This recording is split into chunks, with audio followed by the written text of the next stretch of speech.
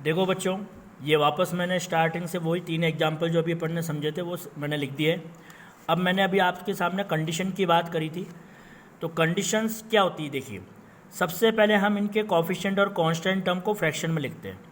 यानी ये हमारे पास में जो लीनियर पेयर होता है वो इसकी स्टैंडर्ड फॉर्म क्या होती है, a1x plus b1y plus c1 equals to 0 and a2x plus b2y plus c2 equals to 0। a1 upon a2, b1 upon b2, c1 upon c2। जैसे मैं बता रहा हूँ आपको ऐसे ही लिखना है। a1 अपॉन a2, यहाँ पर x का कोफिशिएंट क्या है 1, तो a1 की वैल्यू 1 हो गई, अपॉन नीचे वाली इक्वेशन में सेकंड इक्वेशन में x का कोफिशिएंट क्या है 3, तो a2 की वैल्यू क्या हो गई 3, कॉमा लगाइए। b1, यहाँ पर फर्स्ट इक्वेशन में ये b1y यानी कि y का कोफिशिएंट क्या है -2, साइन जो है आप वो लगाएंगे as it is. Second equation में y का कोफिशिएंट क्या है 4। थर्ड इक्वेशन में देखो c1 अपॉन c2 है, c1 मतलब कांस्टेंट टर्म, जहाँ कांस्टेंट टर्म कोई नहीं है तो 0 लिखेंगे, अपॉन c2 क्या है यहाँ -20, तो -20 लिखेंगे। इसके अंदर फ्रैक्शन में जो कैंसिल आउट हो सकता है आप इसको पहले कैंसिल कीजिए। जैसे ये 2 और 4 कैंसिल हो रहे हैं, अपॉन 2 1 2 2 2 4। सबसे पहले you have to check first a1 a2 and b1 b2 only. आपको c1 c2 पे नहीं जाना है, आपको सबसे पहले a1 a2 और b1 b2 को चेक करना है। ये चाहे तीनों कंडीशंस हो, 3 एग्जाम्पल से तो 3 कंडीशन होंगी, तीनों कंडीशन में आपको सबसे पहले a1 a2 और b1 b2 को ही चेक करना है। यहाँ पर हमने चेक किया a1 upon a2 1/3 and b1 upon b2 क्या है -1/2। आगे हमें नहीं लिखना है, क्या है आपकी सिर्फ a1 a2 b1 b2 को लिख लिया। दोनों नॉट इक्वल है, नॉट इक्वल, ये 1/3 और ये -1/2 है। सपोज कीजिए ये -1/3 होता तो भी ये नॉट इक्वल आता, क्योंकि एक प्लस में और एक माइनस में, ठीक है। इट मीन्स क्या हो गया, a1 upon a2 not equal to b1 upon b2।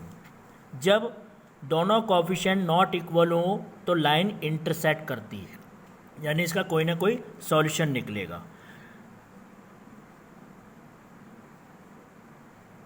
Intersecting lines, unique solution, यानी लाइन इंटरसेक्ट करेंगी, यूनिक सॉल्यूशन होगा। और कंसिस्टेंट, यानी कि इनको कंसिस्टेंट भी बोला जाता है। क्या हुआ, हमने सबसे पहले a1 अपॉन a2 और b1 b2 को चेक किया, ठीक है। a1 a2 not equal to b1 b2 आया, तो इंटरसेक्टिंग लाइन, यूनिक सॉल्यूशन या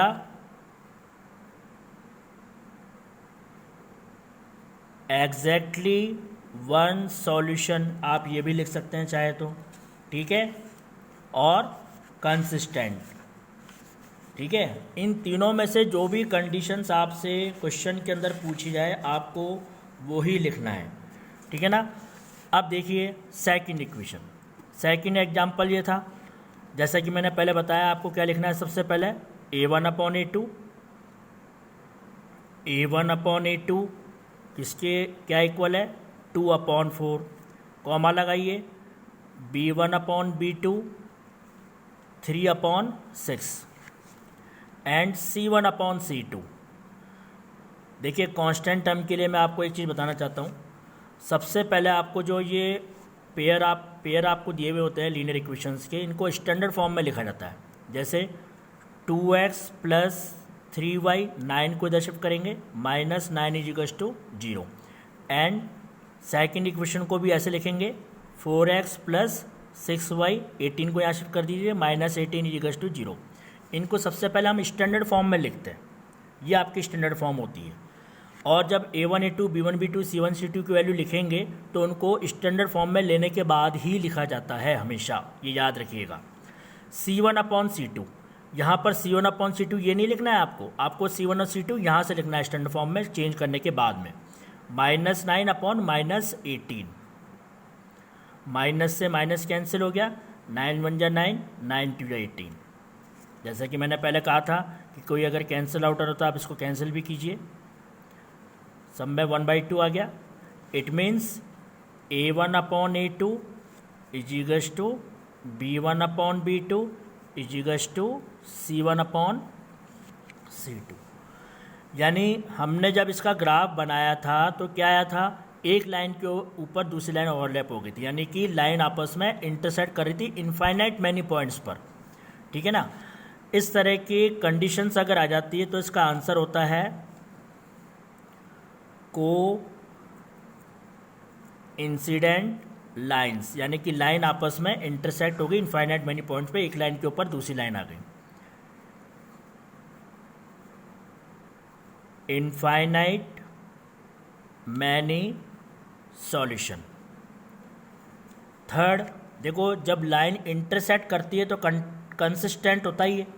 ठीक है, यहाँ पर लाइन इंटरसेक्ट कर रही है, ठीक है, बट इनफाइनाइट मैनी पॉइंट पर इंटरसेक्ट कर रही है, तो कंसिस्टेंट तो आएगा ही आएगा। एंड डिपेंडेंट, यानी एक लाइन दूसरी लाइन के ऊपर डिपेंड हो गई, यानी कि उसके ऊपर ओवरलैप हो गई, तो इनफाइनाइट मैनी सॉल्यूशन हो गए, कंसिस्टेंट एंड डिपेंडेंट। ठीक है,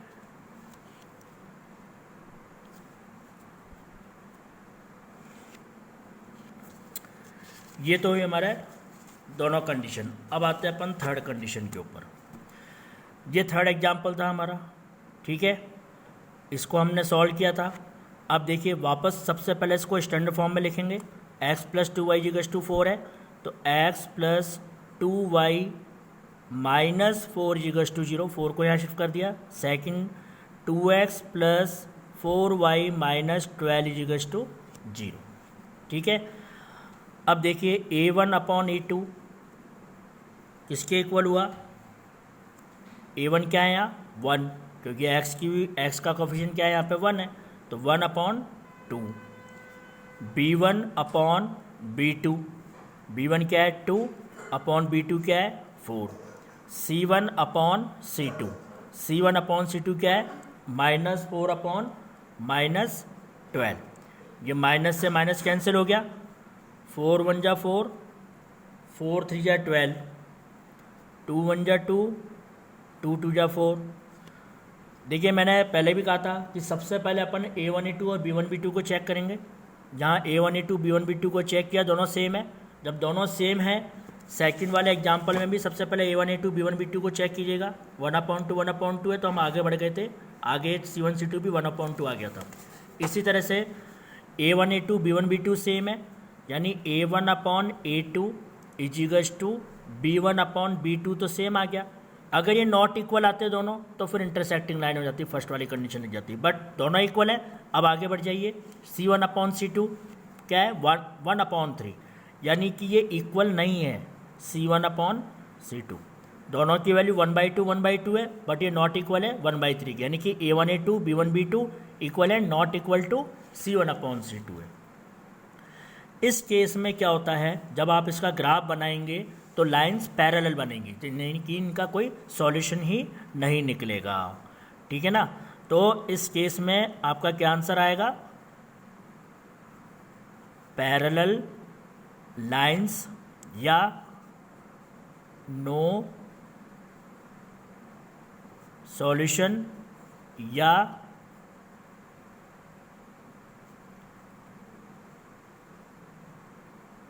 इनकंसिस्टेंट। क्योंकि फर्स्ट 2 में तो जो एग्जाम्पल मैंने समझाए थे, स्टार्टिंग के 2 एग्जाम्पल्स, उसमें तो लाइन इंटरसेक्ट कर रही थी, ठीक है ना, तो इसका मतलब वो कंसिस्टेंट थे। बट थर्ड एग्जाम्पल में जो समझाया था, ग्राफ बना के भी अपन ने देखा था, तो इसमें लाइन इंटरसेक्ट नहीं कर रही थी, तो इसका मतलब ये इनकंसिस्टेंट हो गया। तो एग्जाम में जब आपसे कोई सी भी कंडीशन के बारे में क्वेश्चन पूछा जाए, आपको वही कंडीशन लिखनी है। ठीक है, आपको सारी कंडीशंस लिखने की ज़रूरत नहीं है। क्वेश्चन में आ गया कि आप शो करो कि ये लाइन पैरेलल है या नहीं है, अगर इतना सा आ गया तो सिर्फ आपको पैरेलल लाइन या इंटरसेक्टिंग लाइन यही लिखनी है ना, या कोइंसिडेंट लाइन ये लिखना है। इसका सॉल्यूशन नहीं लिखना है, नो सॉल्यूशन, इनफाइनाइट सॉल्यूशन, इस तरह से। या एग्जाम में पूछा जाए, क्वेश्चन में पूछा जाए कि कंसिस्टेंट है या इनकंसिस्टेंट है, सिर्फ ये बताओ, तो आपको कंसिस्टेंट या कंसिस्टेंट डिपेंडेंट या इनकंसिस्टेंट में आंसर देना है। आपको ये लिखने की जरूरत नहीं लाइन पैरेलल है या नो सॉल्यूशन है, इस तरह से लिखने की जरूरत नहीं है आपको, ठीक है। अब इसी कंडीशन के ऊपर कुछ क्वेश्चंस होते हैं, वो मैं आपको समझाता हूँ।